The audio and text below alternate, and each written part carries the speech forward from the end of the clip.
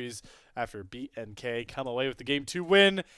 And we switch sides and don't switch a ton of the bans. Still see LeBlanc ban, Azir ban, but Gwen, Trundle, Ziggs make an appearance, and Kingen gonna grab himself a B1 Scion to kick things off, Kman. Love me a B1 Scion. I think it opens up so many doors for you team comp-wise. Interestingly enough, like Scion is not what I think of when I think of Kingen's like go-to tank. He's actually preferred a lot of the other ones, things like Cassante, Ornn, Gnar, over this Scion throughout this year, but wants to go forward here, and Clear is going to answer him. He's going to pick that Jax to try and pull him apart in that side lane. Clear was a big Jax player for a long time in Challengers and coming up through the solo queue system. Really going to get the chance to prove that here on the international stage.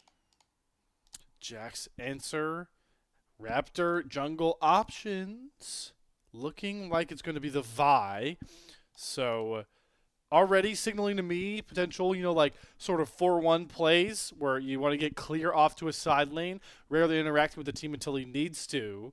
And with Vi, we got to start now thinking VicLa, Vi pairings. You had the Ahri band away from him later. That's the immediate one that screams out to me as an R3 option.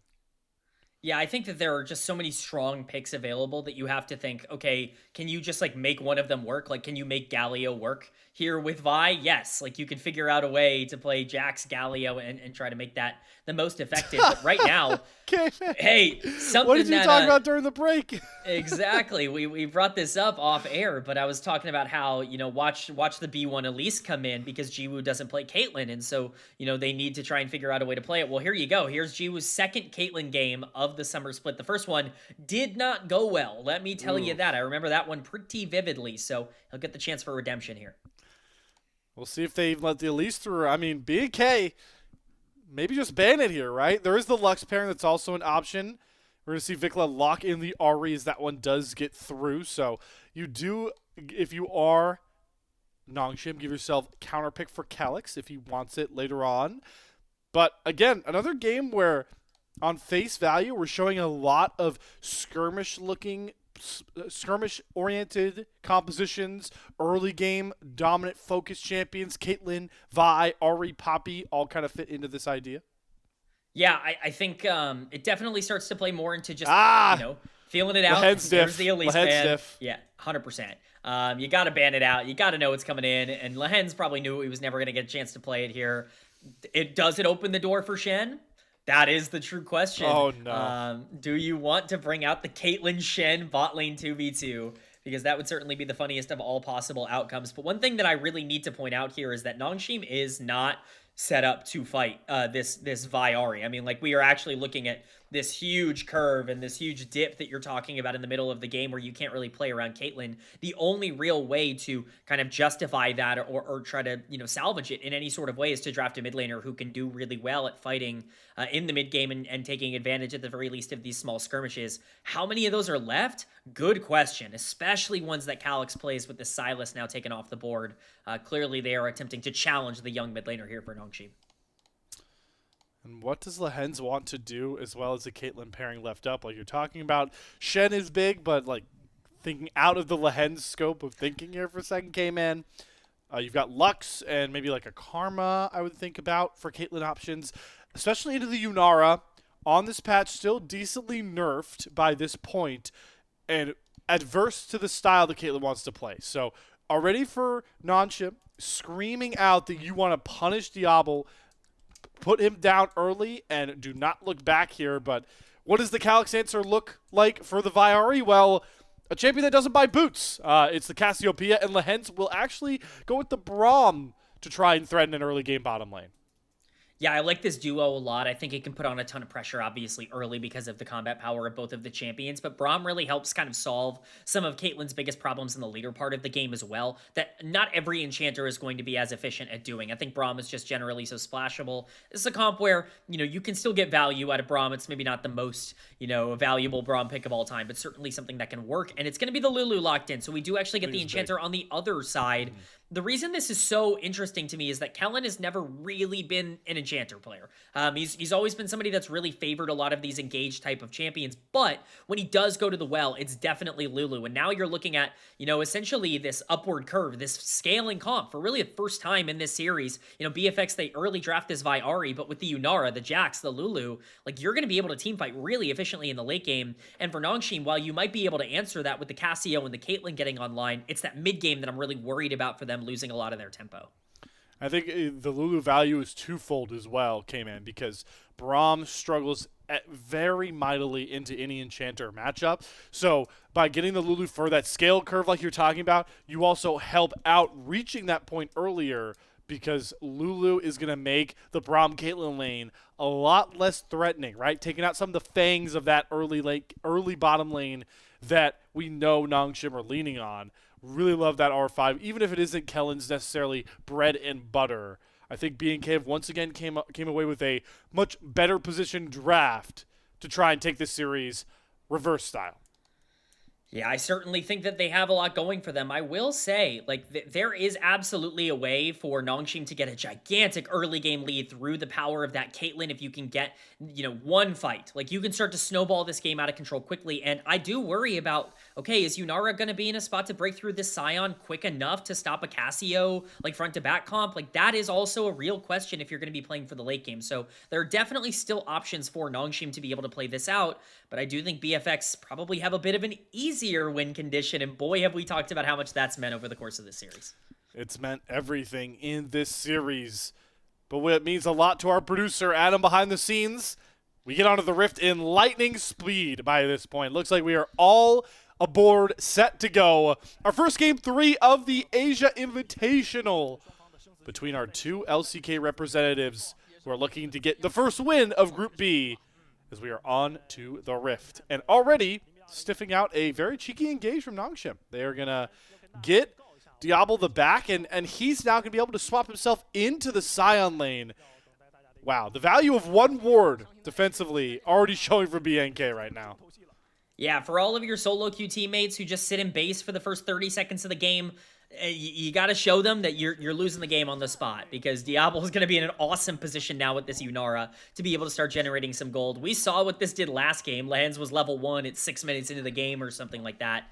I don't think that's going to happen again, but certainly a good swap here for BFX that should get them into a better spot. Hopefully, Diable, if they win this game, can maybe buy next meal for Clear here, because he is the one that draws the short end of the stick in this lane with Kellin. I'm curious how long it takes for Clear to be allowed to auto anything, actually. We played how quickly does Lehends get levels last time? Now we get to play how long before Clear gets to, right-click something that isn't the ground. Never fun as a Jax player to just kind of have to deal with that. We do see barrier popped here by Diable. Certainly interesting. Maybe a bit of a misclick there, honestly, with just everything going on. Didn't want to have to take the poke damage, so is going to be down a summoner there. Hopefully won't matter too much. Kingen actually doing a pretty good job here, not only to keep himself relevant, but actually to be able to farm up this wave more efficiently than even Clear is going to be able to do on the bottom side. So well done here by the Nongshim top laner. We talked about it right at the top of our hour, Kman, that Diable is always looking to push his mechanical prowess to the limit, and you can see how he's just range testing those Qs and is able to get control back into Kingen, who will have to catch a pretty rough wave. Kellin out on the roam here, popping up towards the mid lane as VicLa is going to force a flash-for-flash trade. 1 charm, 2 flashes. Yeah, I really like that for VicLa. I think it's an aggressive play that he needs to make here on the Ahri. Burning the summoners on the cast really limits what Nongshim can even answer to in the mid game, because Ahri will have that shove and roam prio the moment that she starts hitting level 4, level 5, and starts ranking up a lot of that wave clear. So exciting to see that, everybody seems to be stepping up so far in game number 3, not even taking any sort of chances when it comes to using summoner spells and, hopefully trying to get some advantages. Big to see, though, for Nongshim that Kingen has actually been able to at least farm in his 1 versus 2. It is 16-3 right now in the creep department between Clear and Kingen. And guess what? It's going to get a lot worse. GIDEON looking for a dive here onto Clear. The Counter-Strike's going to provide so much value. They're waiting to get maybe the Braum stack, the Brittle stack passive up on those concussive blows. One more auto from Jiwoo. He does take a turret shot, but they're able to slam clear out of the turret aggro himself, but he gets a stun on the way out and is actually able to go 1-for-1. GIDEON falling, Diable? but Kingen is able to kill off Diable. I'm going to need a replay on whatever the hell just happened topside ASAP. Yeah, I was really ready to flame GIDEON for the fact that he walked back into tower range and killed himself on the Poppy, but whatever happened topside is certainly more pressing. I'm sure Diable would have liked to have barrier now for this play. They go for a dive onto Kingen. We're just going to get the replay. He flashes the nice engage flash. from Raptor. It's perfectly played, and Diable, just with the auto attack, ends up taking aggro, gets knocked up, and he just dies. Like, it's just a great flash from Kingen. Where did Raptor's health bar go? All right, Kalix cooking, and he's out of mana. And now VicLa, I thought VicLa was going to walk him down, but spell cooldown stopped that action from coming. I think the LPL started to infect our other region representatives because in LPL fashion, the final game of a series is the wonkiest one. And if you need an example of that, well, you can see on your screen now, because Clear just gets caught trying to farm, flashes and still gets stunned by the Bramble stack passive, steps onto a second trap that Jiwoo lays for him, and that is feats of warfare. Oh boy, this is truly the game 3 of all game 3s so far. You know, we were praising Clear so much for that Jace game in game number 2. Hasn't quite carried over as much so far in terms of, you know, how the start of this one has gone. But this is huge for Nongshim. What was the big thing that we talked about as Kingen kind of gets run down here? He should be fine. I think he's dead. Just kidding? Yep, there we go. Yep, the Lulu slows. Take that, glitter glance. Yeah, I guess I just completely underestimated the power of Lulu, where I'm watching Yunara wail on this Scion who's got the bombies finished, and I'm just like, well, he's going to be fine. He can't die here. Well, yeah, he does die here. So we continue to see a lot of these plays just go from, you know, back to forth to back to forth. We thought, if you thought the pendulum was done, it's not. It's actually, it's spinning so fast, it's created a pendulum effect above. It's fighting gravity by this point. GIDEON gonna finally steal away that Gromp. Clear is gonna allow Lehends to face check him. They know GIDEON's here, right? Clear, we know the Poppy is here. Why? Oh. All right, GIDEON not gonna flash over wall to punish Clear for that misnomer. But are we really not done, guys? Oh my, yeah, all right, Lehends, respect. That is a BM back cancel if I've ever seen one. I mean, I don't know what to say other than that this game is over for Clear. Like, it is complete. He's 12 CS at 7 minutes. Like, this is not doable for this Jax. He's been taken out of this game as much as humanly possible. He's level 5, which is just the worst possible place he could be in. More trading happening. You know, somehow I don't think the Kellin slows are going to be enough this time to be able to pick up the kill, but you know, why would we think that the action is done? Of course, Raptor and GIDEON are on the top side. Of course, Kingen and Clear are finally going to get the chance to play against each other. Kingen's like, all right, fine, man. I'll give you your ultimate at some point here. Raptor actually even has to help him just, like, gobble up the CS because look who are waiting to kind of, like, mess with him again. Oh, they're actually going to find the knockups onto Raptor. The two tanks looking to brawl him with one unstoppable onslaught. Raptor is sent packing, who pays for the very weak transgressions of his top laner in this early game. Oh, Diable, okay. And Diable Q now. slow. W's the wrong way, then flashes. Lehends goes after him. This auto, if it lands, it's going to be Jiwoo that gets it into the trap combo. Diable, where did your hands go, bro? Oh. Oh, my goodness gracious. Well, you know, we said the big win condition for Nongshim was them getting a lead early. Here's your lead, I guess. Oh, Jiwoo, please, Caitlyn Jiwoo. now 2-0-1. Jiwoo, he wants the plate. He wants the plate. He gets the plate. And he gets it, you know what his real reward is? An expedited pass back to base. The only problem is you lose all the color from your screen. VicLa, one more auto will do it. And there's another kill that just really should have never been a kill in this game of kills that never should happen. And now GIDEON's on grubs, and so we can just continue. The train keeps rolling. The action never stops.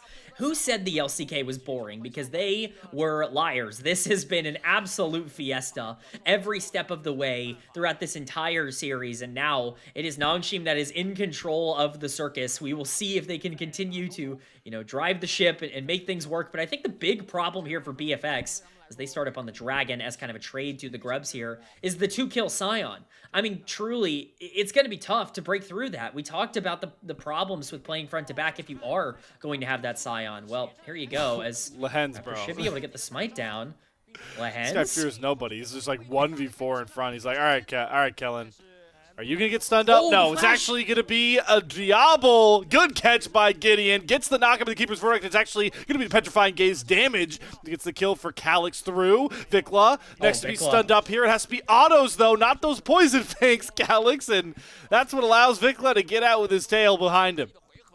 Yeah, a few misplays there coming in from a couple of different players, but it's the lack of fear from Lehends that continues to shine through and showcase why he is the leader of this team, the one who defines their playstyle. No play, no fight is too great for them to take as long as Lehends is there.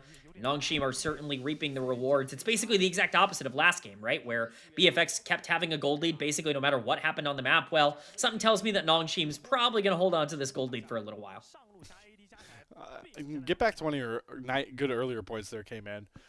Where does this rank on the Dream Scion game scale? I guess he does die to Diable once, so it can't be perfect, but I mean, outplaying a 3v1 dive, getting a kill for yourself, getting a free farm, and now you're 40 CS up on a Jax that was looking to just wail on you all game, like, whew.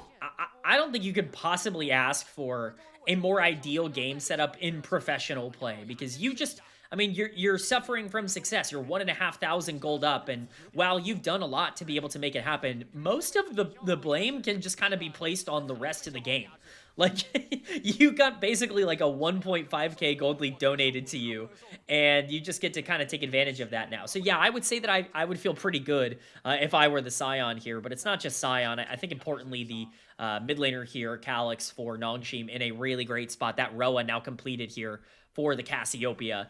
As we get the ult coming in from Lehends. All right, yeah. Diable gets a good speed up from Kellin and gets away from that key ultimate. Gideon's hanging around here, acing the hole coming down. That is barrier and a Lulu shield to make sure Diable doesn't take a lick of damage. Uses all of that buffer. So both bottom lane ultimates off the board here. Nongshim really fishing for something, but their bait's going to come up off the hook and nothing else. Yeah, I think if there is a concern for Nongshim, it's that obviously you're looking at a mid game that is not good. Like, you really have no way to fight. Cassie isn't going to be online yet, and you've got a Caitlyn as your AD carry, so you're not really going to have a ton of damage once you start getting around those like second, third item power spikes. But does it really matter if you're going to be accelerated so much if you're a full item up? You know, when you're this Scion, it's not really going to make a gigantic difference. So BFX, if they ever were going to pressure, it's probably going to be now, but... You know, it's just one Dragon. Dragon's not even spawning for another 2 minutes, and they lost Grubs. It's so hard for them to get control in side waves. Yeah, and the threat of those Grubs on a turret plate is, well, it took away Clear's much better back timer. Now it's going to be Kingen that gets that reset off, and he'll be able to walk back to a much better wave state. Clear, once again, just much too far behind the 8 ball by this point. 40 CS still down, and Kingen, in true Scion fashion, is actually just going to get back out on the map and, well, I thought originally not go out towards top side. There isn't much else to fight for yet, though. The Dragon's still a minute and a half away. I like this from Nongshim. I would just prioritize locking up potential feats of warfare, more gold plates, and they know that the weakest turret is on the top side, so let's send the Caitlyn up there. Why not? Collector done, much more ahead of the curve. This should be a decent setup for them to either grab this first turret, Kman, or have priority for that Dragon about a minute 15 down towards the bot side. Yeah, it's going to be really tough to answer this. Clear, once again, left on an island. Ultimate coming in. They just keep bullying this Jax. He's at 57 CS at 13 minutes. See if he can get out of here. His team is here. All right, wall up for Lehends. Oh, good keeper's verdict. Diable is out. That was a lot of the damage. It's Raptor that comes in, though, and shuts down Lehends. Gideon have to flash away as well, but there's the cease and desist. Sends the jungler for BNK on a much wild ride. Traps are being laid down, though. Jiwoo's getting some autos down. Gideon gets out. It's a huge unstoppable onslaught from Kingen on the back end. Jiwoo, though, having to herald Diable, who has to flash himself out of another unstoppable onslaught. The value of Kingen really showing up in this fight right now. VicLa, another flash from Kingen. He hits the charm. He sacrifices himself for Jiwoo with the max range W from Diable. Gets the kill, and BNK are back in business. I really thought that that fight was going to be doomed. Not doomed, but just in a really bad spot when that keeper's verdict came out. But it's a phenomenal turn. Lehends just melts in the fight, and all of a sudden you can basically just throw everything out. Raptor plays it so aggressively. I really thought when VicLa went over the wall as well that if he didn't land that immediately onto Jiwoo on the other side, that he was going to walk out of that fight. But still, max range coming in from Diable. But you can see there's no reason that Nongshim should be losing this. But Jiwoo just not really able to get in. He's prioritizing the plates on the tower instead, and doesn't want to take that tower aggro, so he just kind of leaves a lot of his 2 tanks to, you know, sit there and die. A great job by Kingen to try and turn this thing around. A great interrupt there onto Raptor. You know, Clear actually ends up going down for that fantastic play, but unfortunately the Q is in the wrong spot here, so Diable just gets to flash out. Once VicLa goes over the wall, this flash I thought was perfect, but I didn't even get, like, the flash is just gorgeous coming in. I really thought that saved Jiwoo, but it didn't matter. Diable was there anyways, so you know, great job, I think, overall by BFX. I think they played the fight as well as they could, and now with Dragon up, they are in a much better spot to play this out. It's still not perfect, but remember, this comp scales into the late game. They should have a lot to play off of with Diable and with Kellin being able to play that front-to-back. Clear will eventually be in the game, item-wise, and with Chem Dragon up, you know, if you can start stacking that, things get pretty precarious pretty quickly. Ooh, Glacial Fissure off the slow is going to catch Kellin. Flashes without the wild growth to be able to back him up off that ultimate.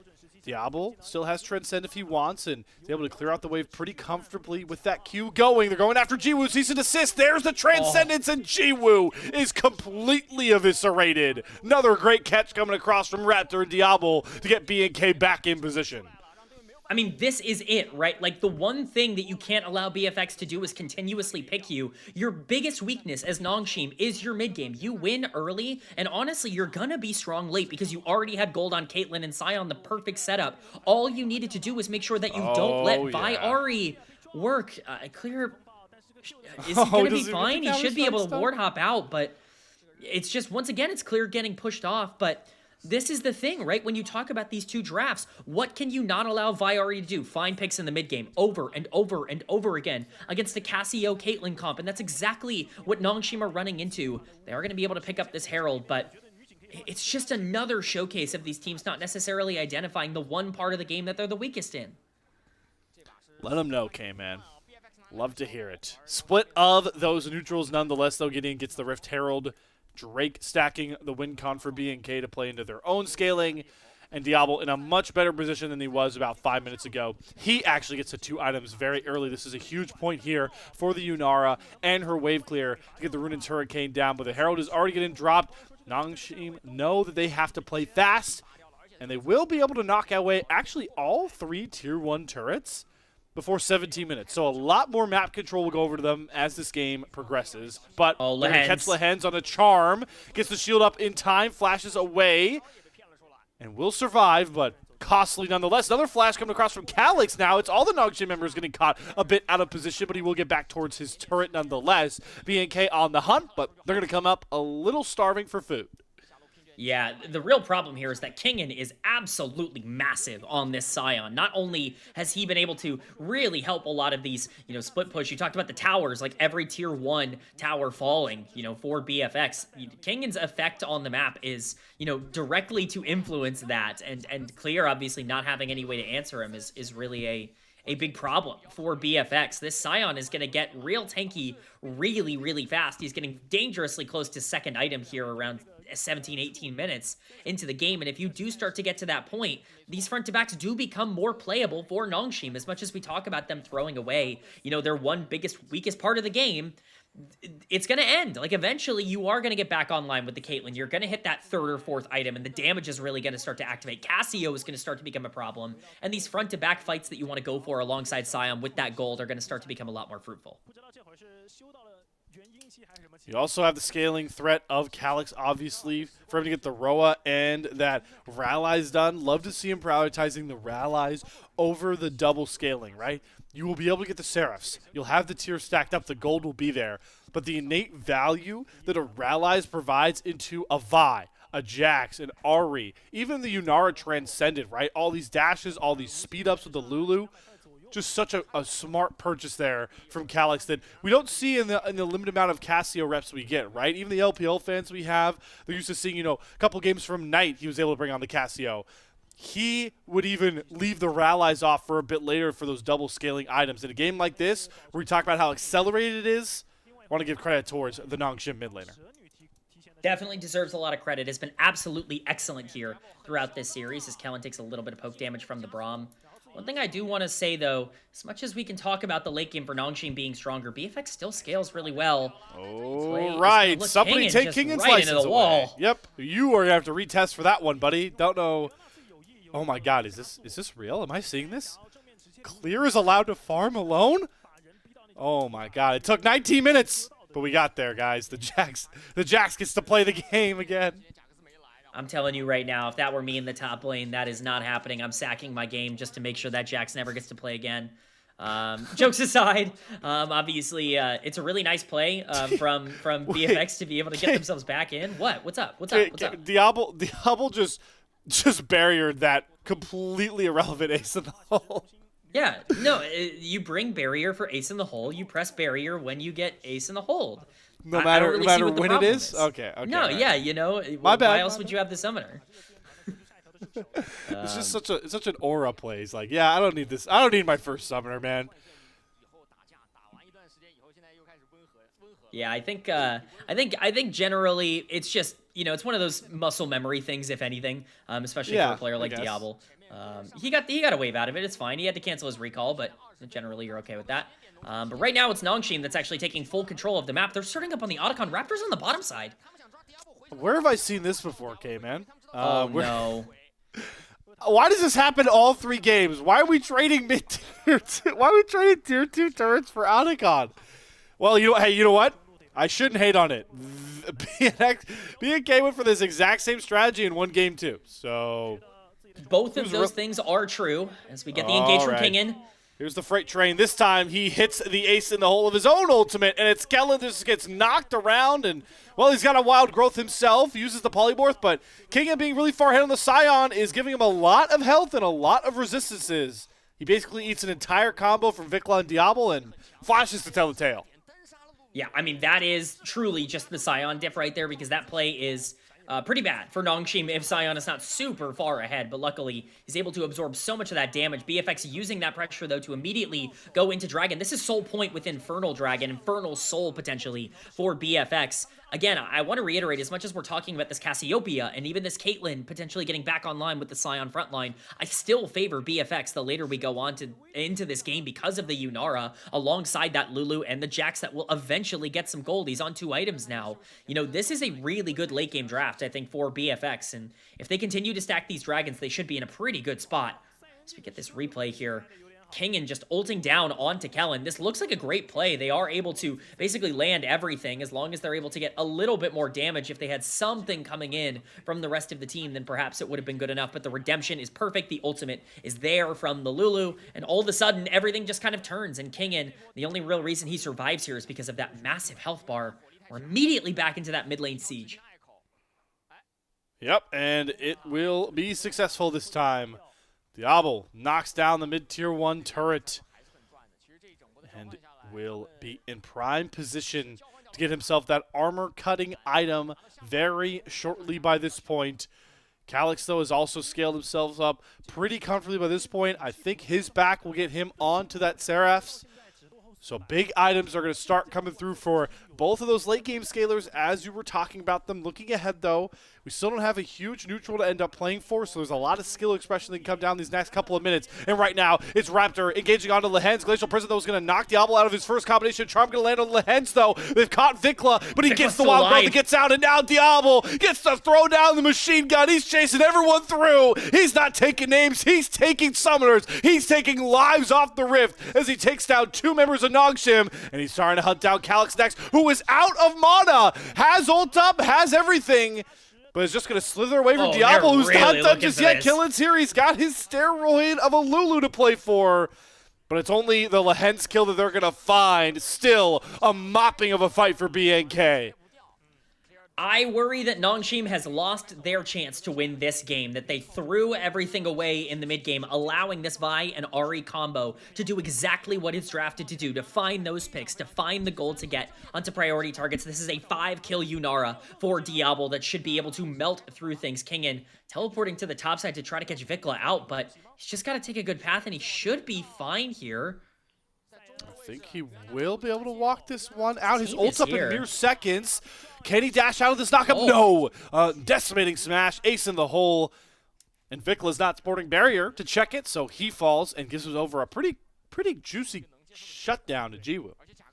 Yeah, it's definitely a pretty good shutdown. Not only that, but obviously Jiwoo. Raptor no. flies in. Fault breaker onto Gideon. He's going to hold onto that cease and desist. Comes up in 5 seconds. Diable transcends, though, and my lord, he is melting everyone away, but he steps onto a trap, and Diable trades himself out. Jiwoo, great position with those traps, and now it feels like Nongshim have a chance to keep going. The polymorph only going to delay Kellin's death. It's another game where we're just topsy-turvy like a seesaw. Yeah, and that's really just the damage of Nongshim coming through with the Caitlyn and the Cassio being able to dish out so much if given the time. This is the idea of the draft, right? Is you've built essentially a circumstance where Cassio can just be your AD carry and Caitlyn can kind of be that burst coming in with the Collector and with the rapid fire cannon early on in these fights. If you can catch out Diable, that's the win condition for BFX. There still are ways to play this for Nongshim, so you know, really excited to see that on a knife's edge with Diable in a great spot to turn things if things don't go perfect. Nongshim can step up, and Baron is now on the table. Keep on ramping. They know that this is their time to thrive. With Diable coming out of base late. Baron getting burned down by Kalix mostly. You can see on the top of your screen, Diable is just not going to get here in time, and there's no steal to be had. Gideon secures it.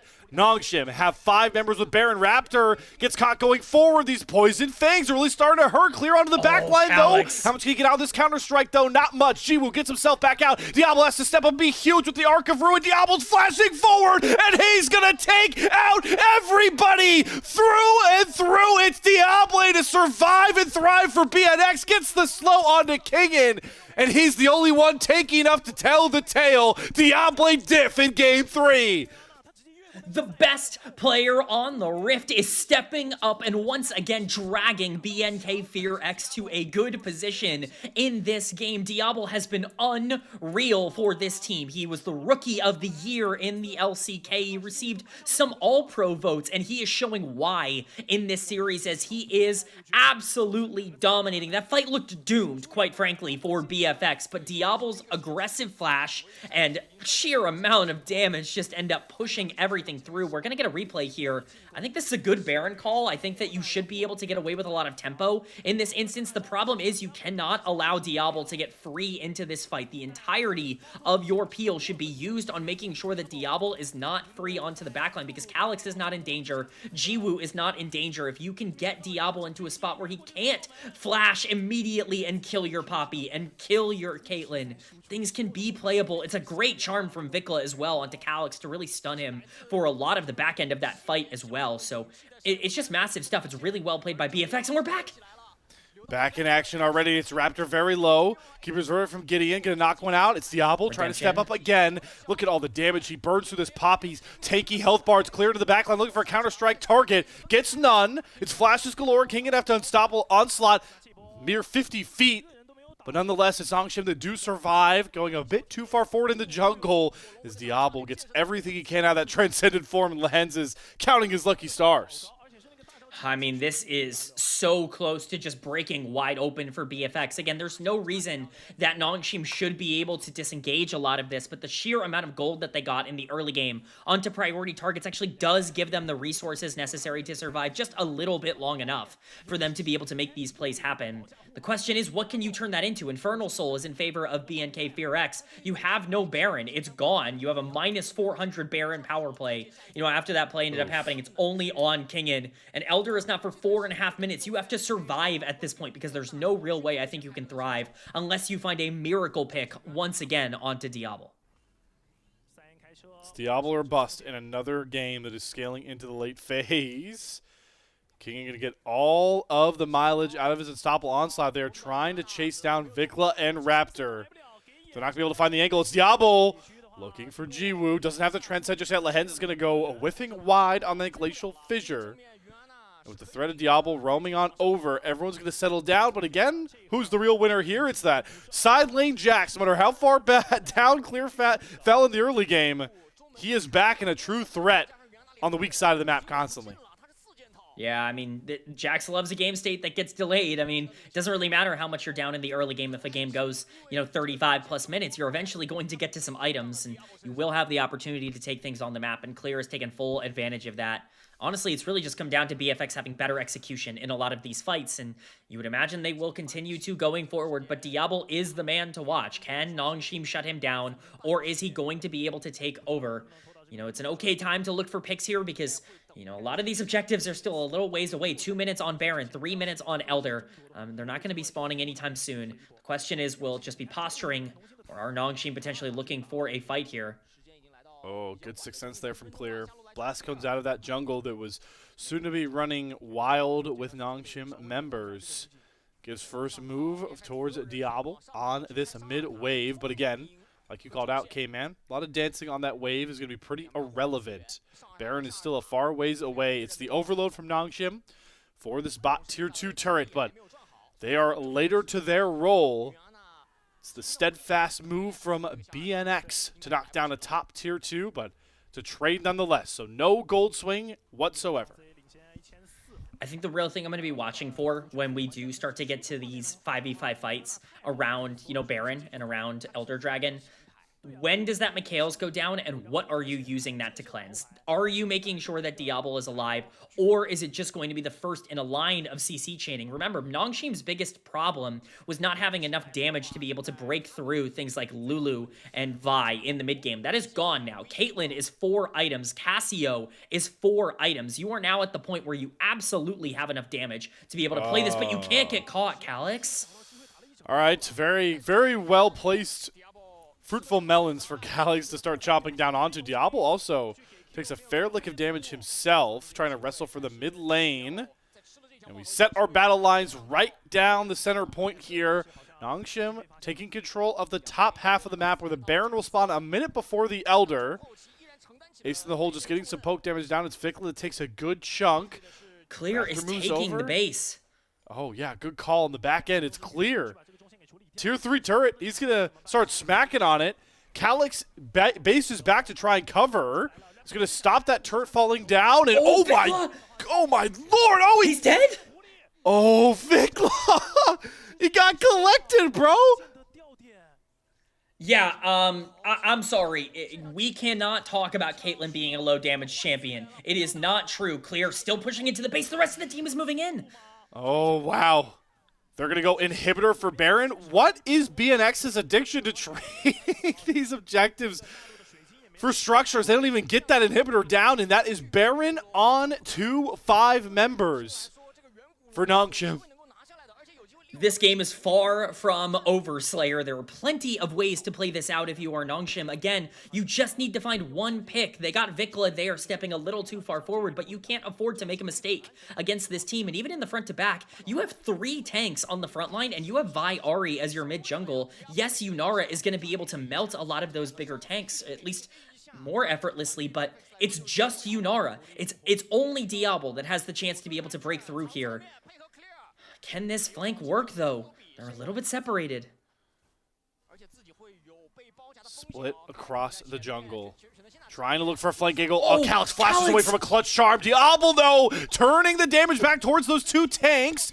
Kellin gets himself out. Kalix doesn't find much value out of the first kill here. Jiwoo is down. Decimating smash through, and Diable re-engages, transcended, and looking to transcend BNK to the top of Group B. Auto through auto. No Jiwoo, no problem for BNK. It's Diable to the rescue. The superstar ADC looking to make waves in 2026, and the LCK has a staple series under his belt in the first ASI.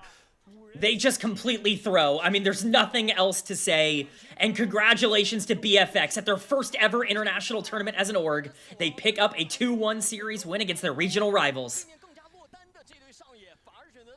Nongshim once again thwarted from glory by a familiar rival, BNK. 2-1 fashion. What a start to Group B, Kman. I mean, what a start. Like, a really fun series. You can talk about the fact that maybe the gameplay quality was a little bit lower than you would want to see, but certainly the entertainment factor was as high as it could possibly be. Really just a fun stuff all around. I mean, even in that final fight, we'll get a chance to kind of talk about it here, but just some misplays. Like, this should be a game that, you know, Nongshim have a good chance of being able to play out. Kalix cannot go flashing for a Lulu. And I get it, you're flashing the Ahri charm, but you got to flash backwards. You got to make sure Diable is the priority target. Like, I got to free hit after the Poppy ultimate, and we saw how it went. That indeed. What a series, though, from these two teams. Games 2 and 3, very back and forth. Okay, man, as we get a look at another Diable masterclass here for BFX. 45k damage. Just, you know, answering the bar that you leveled for him, and more importantly for all the LCK fans, showing that hasn't lost a step since taking a bit of time off with the end of Split 3 in Korea. Man, we were waiting for this. Watching him get kind of blasted in lane in the first 2 games, I was like, uh-oh. And then the end of game 2 came around, the Xayah came around, and everything started to figure itself out. And then obviously he was the hero in this game on the Yunara. Really the only piece of this team comp that's ever going to be able to break through the front line of Nongshim. All you have to do is keep the Yunara in check. They couldn't do it. Diable was the best player on the Rift. He took over the Baron fight, and that's what won them the game. BFX, what a series they've been able to put together here. Again, it's so fun to see how they, you know, spoil Nongshim's playoff hopes earlier on this year, and now once again play spoiled to a 1-0 series lead. What I'd say was the most, you know, commanding game of this series, right? Because games 2 and 3 are cinema because they're so back and forth, but Nongshim were so in control in game 1. Again, it just shows how cool it is as we continue to talk about this new international tournament that some of those homegrown storylines of the home regions for some of these teams really ring through.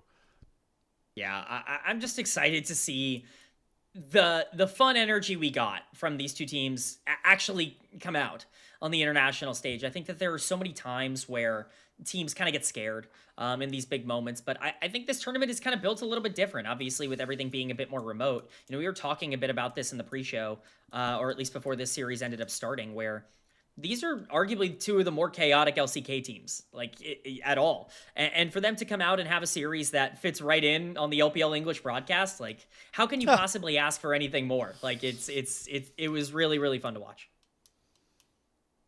Marksman on stage here, but there's so many little intricacies on these later fights that I'm excited to look back on. I think Raptor does a really good job getting the most value out of later game Vi, right? It's a champion that is so ingrained in getting all of your efficiencies in the mid game, but Raptor has some clutch ultimates later on. You talked about how, you know, Kellin as a player just doesn't have a lot of enchanter prowess. I think this Lulu was massive. So as much as I want to just continue to sort of glaze an AD carry as an AD carry player, you don't have Yunara moments like this without the supporting cast behind you being so strong for BFX. Yeah, I mean, I love putting all of the spotlight on Diable. We've done it all year long with BNK FEARX because he really has been a big carry. But this team was top 6. They were a team that ended up getting the 5th seed going into the final playoffs because they're not a one-trick pony. Because there are teams that maybe struggle a bit more at playing multiple different styles. But, you know, they do have a very complete team. Kellin has had a phenomenal year, regardless of whether or not, you know, everyone wants to give him credit for it or not. He really has been a huge, huge boon towards what this BNK FEARX team wants to do. I think we saw multiple moments in this series where VicLa in these final team fights made big decisions, and, you know, sometimes they worked, sometimes they didn't, but at the very least a lot of those plays were being made. He forces the flash out of Kalix in that final fight where he goes after the Lulu. That wins them the game. And so, you know, it really is a complete effort. You talked about Raptor. Clear had a great series, but, you know, how can you really argue Diable with a back-to-back player of the game here? Well, once I saw a 4 start for the damage share on Diable, I knew he was taking player of the game MVP. He takes both MVPs off the board here. I believe he was our game 2 MVP, correct? Yes. They gave it to Xayah? Yeah. So both MVPs go to Diable. And how big of a win is this here for BFX? You talked about it, right? In a group with the lowest LPL and LCP representative seeds here in the MGN Vikings and NIP. Getting this win, I mean, makes BFX really just the automatic favorites to come out of this group number 1 into our knockout bracket. For sure. I think looking at them as anything other than the favorites now is not wise. This is not the first time they have beaten Nongshim, and it might not even be the last. Let's not forget, there have been series between FEARX and DK over the course of this year, and even this split as of late, who's kind of the other big favorite who won earlier today. That hasn't always gone well for DK. This is a FEARX team that I think is more than capable of picking up a win in this tournament. Wow, what a treat we had here. 3 full games of LCK versus LCK. But as crazy as it sounds, at least for us, for all you North Americans and maybe ignoring the clock right now if you're watching with us, we have one more best of 3, and that means most importantly, one more debut of the ASI Grasshopper, as he will help us decide side selection between Weibo Gaming, your LPL 6th seed representative, taking on the number 4 seed GAM eSports from the LCP. We'll be live with player introductions, roster breakdowns, and more for that series after a bit of a longer break.